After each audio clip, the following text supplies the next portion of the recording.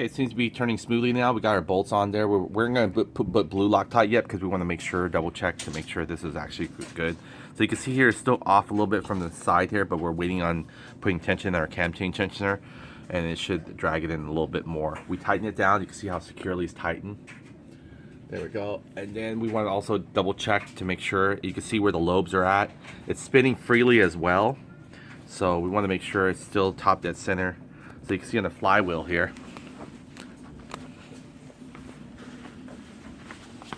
Going back to our flywheel here. There it go. You can see here the T mark. It's perfectly right there on the timing cover T for top dead center. And you're gonna watch me spin it. You can see it spins freely.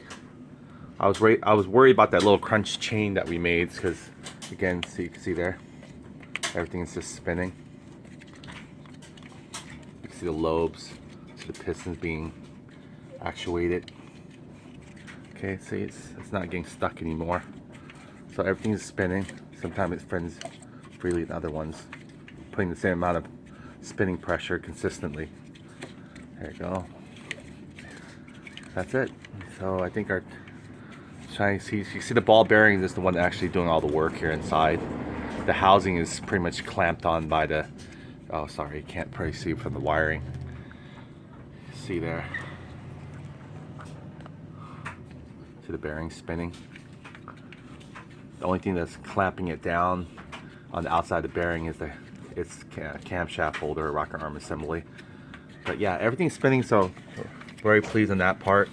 So yeah, the timing's much better. The chain guy's riding up correctly back on the very top. It's very tight, but I'm still be able to spin freely. There you go. It's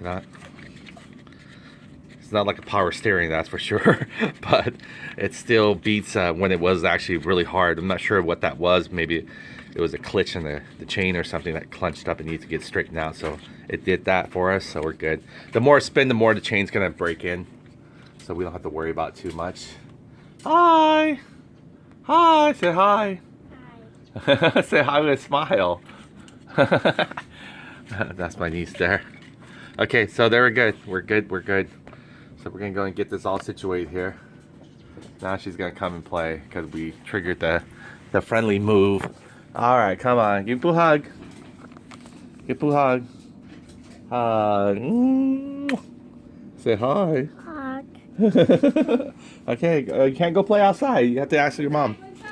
There you go, see? Okay, so here we go. We're gonna start.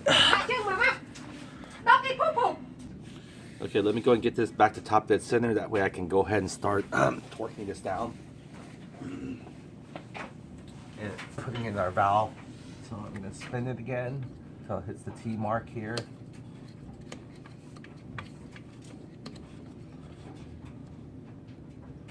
Alright, there we go. T mark is hit. Alright, so now see where the sprocket is. Is the big sprocket showing? If not, they'll have to turn another cycle. The first cycle of the T mark will not quite show the sprocket. It might be the next cycle. So let's go for one more cycle to get into the T mark. And we should see the big hole facing us. Perfect. And there it is. T mark is there. Awesome. We got the T mark there. You can see the sprocket. The big hole is facing us. Mainly, want to make sure you can see this is kind of a little bit up there than this one. This one's already hidden, which is fine. We're going to try to shoot it for that one, see how our timing does, and then we'll readjust it again if needed. Okay, so we want to torque it, the bolts up to spec still. And we actually want to screw the side bolts as well. So let's go and get the side bolts screwed in, these two right here. You can see to the left, far left here. Far right, I'm sorry. Okay, those are 8mm sockets. Again, we would normally put blue Loctite on, but we're still in testing phase, so we're not gonna go back and forth on that one. I'm gonna use my favorite Posse wrench here. I like it. See if we can have leverage there. Just gonna put a smaller one set for righty tighty. Oh yeah, this is gonna be, let's go and get the extension on there. See if we have that now. Might have to tilt the engine down maybe, or maybe up. We'll see which one works best on it. Just need to get that socket in there.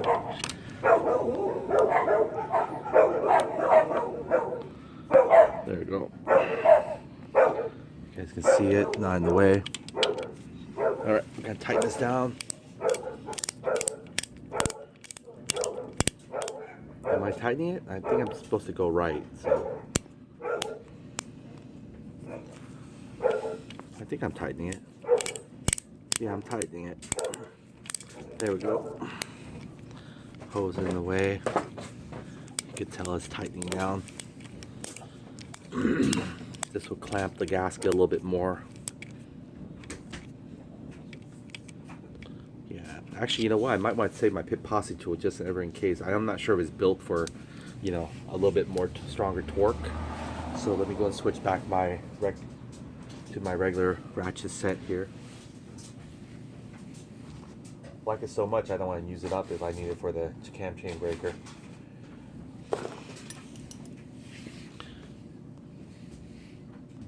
Okay, we don't want to tighten yet. We want to make sure we balance it, so let's go get the bottom one as well.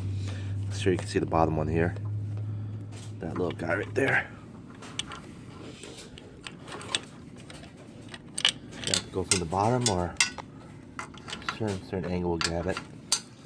So I could probably spin it by hand first. Righty tighty. Going lefty loosey. Maybe push the engine down a little bit. Get a little bit more level for the socket. There we go.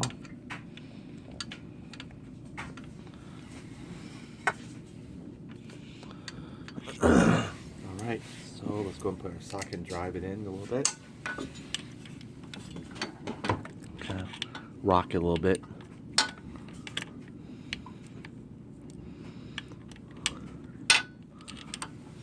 Still can drive it in a little bit by hand, so let's keep driving it by hand.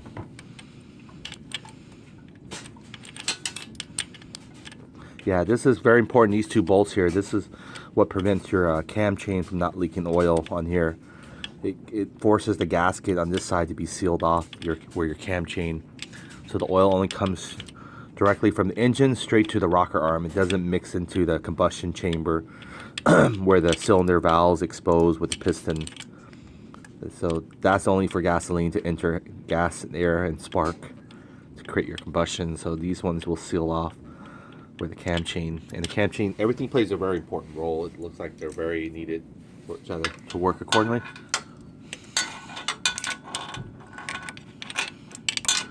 Come on, guy.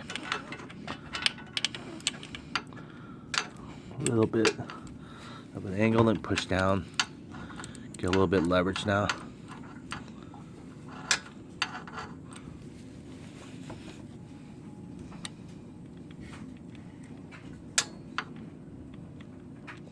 Go right or tight.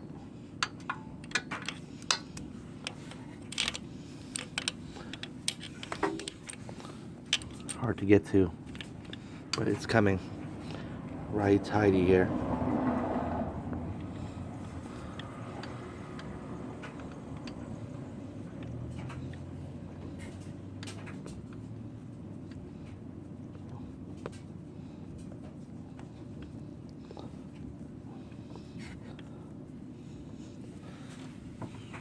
Don't want to cross thread it. Alright, let's get a chase with the power. I mean the socket.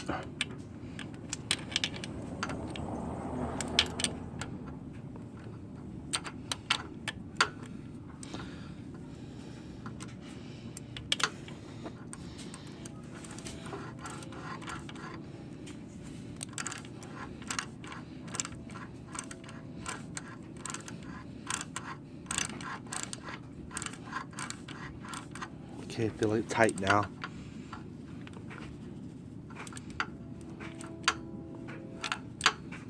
And these are only probably good 5 to 7 foot-pounds, so you don't want to over torque these as well. There we go. That one's tight all the way. Now we gotta get back to this guy right here and tighten this guy.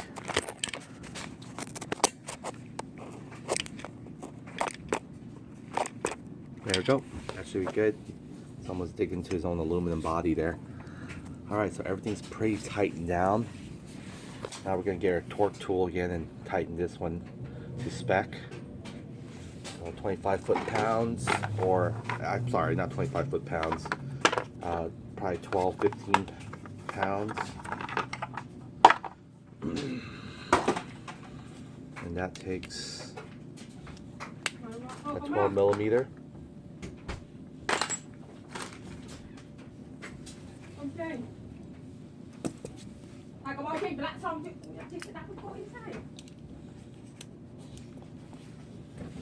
Okay, here we go. And when you set your torque, again, about 16 or 15 foot-pounds is about 200 foot-pounds. The maximum this will go is actually 200 foot-pounds. So you don't want to use this to actually torque your, you know, your clutch or your anything more than like let's say 16 foot-pounds. So we're gonna go and take it all the way up. Kind of spin it. It's kind of a little actuator here. It's got a long ways to go. We're gonna go about between 15 and 12 foot-pounds.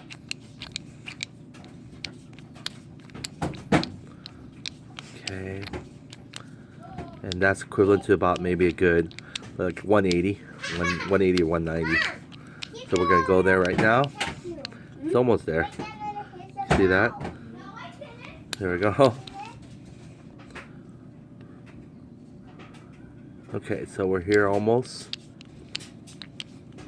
Ah, a long ways.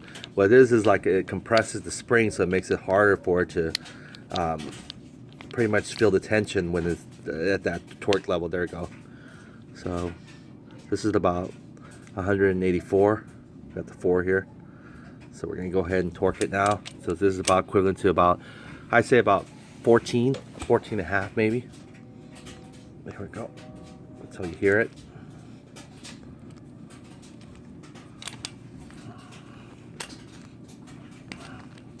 There we go. See that snap?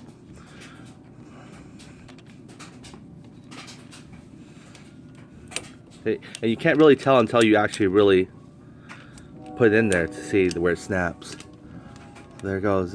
We're torquing about 14 or 15 foot-pounds here. There we go. Snap. That's it. So we got that snap in there. We're going to put blue Loctite after we finalize and make sure everything is cranked over. We're going to put the valve cover back on. We're going to put our time chain on. You can actually see this thing will probably move slightly. Let me go ahead and get the time chain on there. We're going to use our old existing one. It worked just fine before. And we're going to take this off because we need to retract it. We might use the other tool there to help hold it down, or just keep our flat Phillips on there. So that's probably what we'll do. So let's go ahead and retract it. Where's our little flat screwdriver there? Seems to be used for taking Woodrow keys out and almost everything else tuning. Always get yourself one of these little handy ones. We kind of busted the ends a little bit, but it still works. Okay, we're retracting it in. Okay, we're just gonna hold it down like this until we get into the spot. Okay, so in fact, it has a little bit of leverage for us as long as we don't vibrate too much. That doesn't come loose for us. So while I was doing that, I'm gonna try to gently put it in here.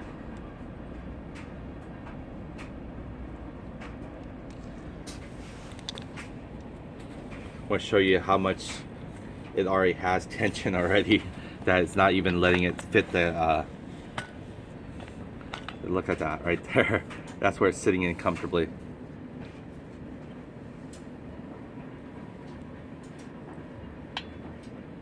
There we go. So we're gonna go ahead and tighten this down. Actually, you know what? Yeah, I do. I want the letters, I guess the letters J, Y to face, you know, face me. I'm a big fan of aesthetic, be able to read things. Okay, so we're gonna go and tighten this down. I think it's still retracting, so thank goodness. As long as we don't put too much vibration on it, we won't disturb the piece. Piece meaning that thing ain't gonna retract on its own. Now we do hear it retract. We do want to turn it. Okay, now our carburetor is in the way. So actually, you know what? We can use the small tool now. Thank goodness for the pit Posse tool on this side. Okay, almost there. We're gonna get a smaller one. We'll use this actual little small. This one, should we do it? Fits perfectly underneath. And we can twist it by hand until we're ready. In fact, why not just twist it by hand without the tool right now?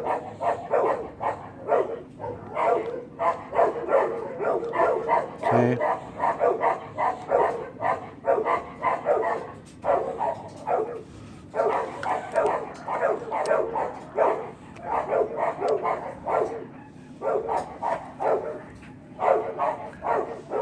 Alright, so twist it by hand. I just need a little bit more leverage on top. There we go. We're not disturbing it yet. The minute you disturb it, it's going to extend out, so that's why we don't want to. Okay, this one's feeling some tension too. So I want you to drive that in with the socket tool.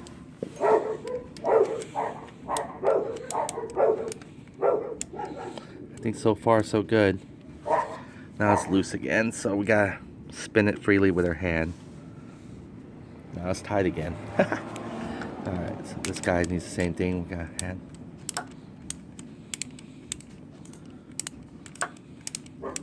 See, it's going down, it's driving it. While it's driving it, I want you guys to focus on this too. So you can see here how off it is. Let's see.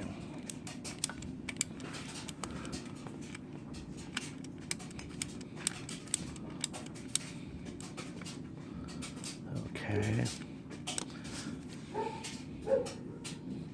Do it by hand now.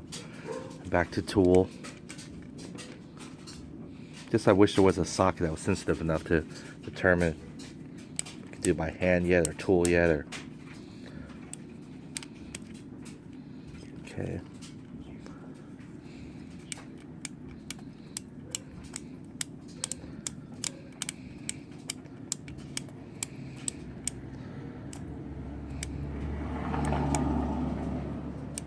This one you want to torque it to spec too, about 7 foot-pounds. Again, you can always check your manual just to double check everything.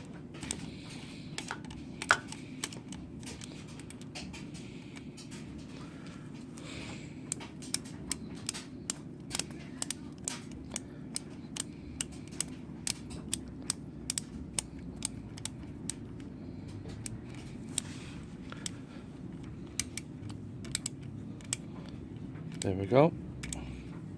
See, we didn't have to use the Phillips flathead to stabilize that but we definitely want to make it left turn too. We want to wake it up as soon as we bolt it in there. So almost there.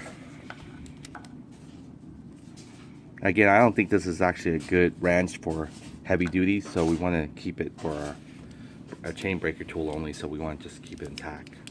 So let's go and bring back our regular Craftsman here. Too bad Sears is out of business. I don't know how they're going to warranty the Craftsman lifetime again, but oh well. Nothing really lasts forever.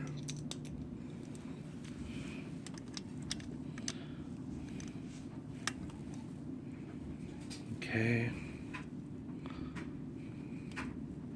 Feel tight already, but I want to get the torque wrench and retighten to spec.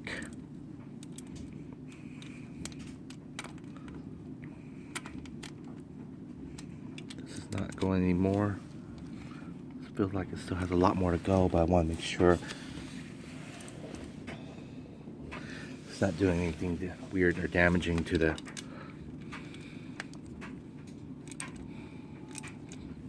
There we go. Alright, it's pretty tight already.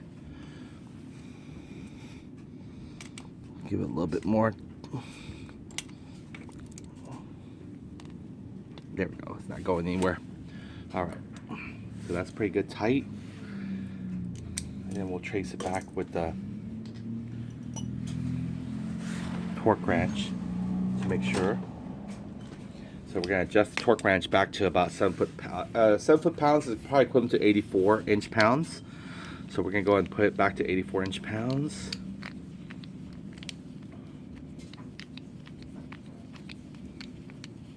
Same thing we'll do with our valve covers and stuff like that. A valve cover maybe 5 foot-pounds, doesn't need that much pressure. And that's about 60 inch-pound. Okay, almost there. I gotta twist this here, twisting it, finding it. There we go, 90, 80, 84. Ah, landed right there on the mark. Okay, so that's 84 right there. You can see the 80 on the other side, inch-pounds, engraved on the very bottom, kind of upside down. Okay, then we're gonna go and change our socket here. Put the correct socket for it. Okay, and then we're gonna see the torque on it. Pittsburgh, not Pittsburgh. This is actually a Husky brand, very expensive. $30 is for this one. Okay, let me put the extension too, because without the extension we'll just get something longer. That way we can go over the hump. Really get accurate. There we go. I hear it tipping.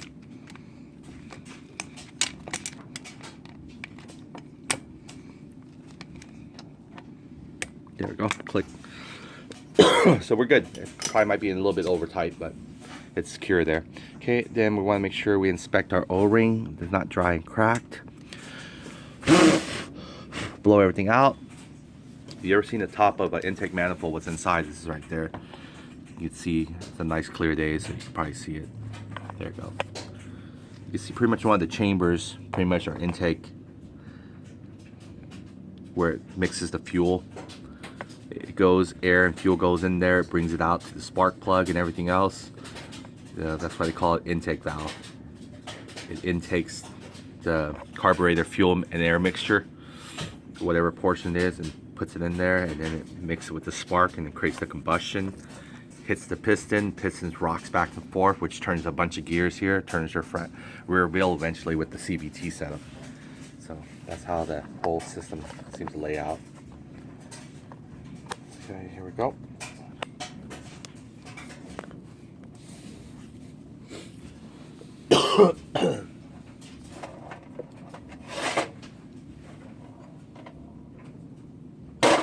All right. There, I'm going to go ahead and find my Phillips. We're going to screw the very top of it in there. Blow this out. And then you want to get a fat Phillip as possible, or else you're going to strip this. If you strip it, the new one doesn't come with it, so you have to probably special order one that's like this size, or however. I think it's about time we can go ahead and start cutting our, this is probably not going to interfere no more. In fact, we're going to have to use it eventually. So we're going to go ahead and cut the tie strap off our carburetor and free it. So let's do that. There we go. Bring it back gently. Make sure no wires are pinched. Come across. Again, this is kind of interlock once we get it in there. We have to get the boot in first. I call it the boot or the feet. And then this will twist a certain way, and then we can put the thread and stud right through it. I think we have to push down on it too. Or maybe up. I think up. Either way, we'll figure it. Okay, so let's go ahead and continue on and screw our Phillips here.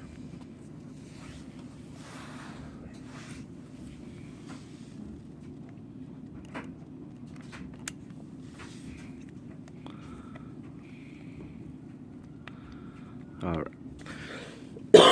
You just don't want this to vibrate off. You want to tighten enough and just let the oil ring there, O-ring, do its job. You don't want to crush it. So there we go. Very good. So we got it all on there now, and let's see how much it moved. It didn't move too much, but you know what, let's just play as it is right here with this setup. Again, our timing might be a little bit different than it normally would if it was a looser chain. but we can always adjust and move it further back. So we just have to take all the rocker arm assembly and everything back off again. So for right now, let's go ahead and assemble everything back. We're gonna go ahead and I think we're gonna go ahead and do our gauge here, making sure now it's top dead center. We want to make sure first. Let's go and look at our flywheel, and this is the way it's supposed to set. Our flywheel is pretty much our master indicator here. So as long as that's in the T, then we can go back to, see that right there? It's pretty much in that T mark. Might be even more. Yeah, it's pretty much in the T mark. We're good. Okay, so let's go and start using our fill gauge. Engaging it 0.004 for the intake and 0.005 for the exhaust. So let's take our fill gauge. We're gonna need a little small, I think our small ratchet or keychain looking thing broke, so we're gonna use our big one to hold it down, but we need a 9mm open socket there. There we go, 9mm. And then we're gonna need our fill gauge. There we go, we're gonna need a 0.005 and 0.004. We're gonna do the 0.004 first on the intake manifold. Everything's locked down, the two side bolts locked down, this is locked down, torqued. Okay, you got the 0.004. See how it is right now actually with tightening it. Look at that. It's almost definitely too tight. So let's go and remove that bolt. That's tightening the base. Lefty loosey. There we go. You don't have to do too much here.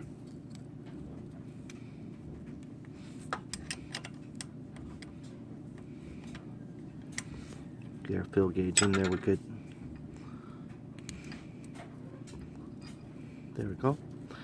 Now we're going to drag a little bit more. We want a good drag feel. Almost there. This is a good drag feel right here on 0.004. So we're going to hold this in place while we're going to tighten it. Let's go and get this squared away in here. I think it's already set for it, but we want to make sure. Oh shoot, moved it. Just a little slight move there will change the dragging to even stopping the gauge. That's a good drag.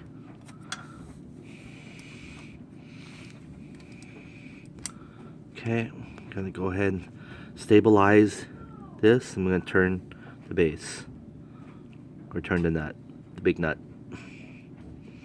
Okay. All right.